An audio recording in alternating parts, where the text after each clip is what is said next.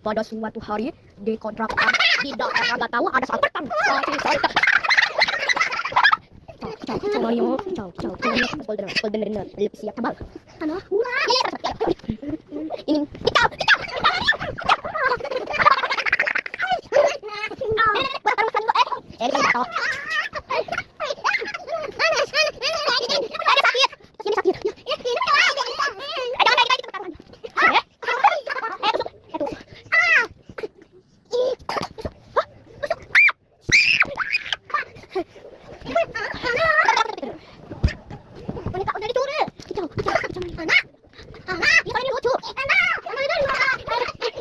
part 2-nya.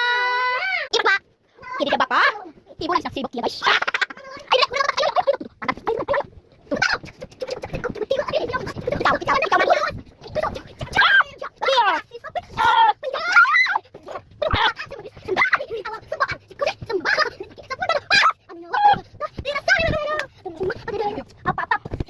Selesai. Cerita pun selesai. Bye-bye.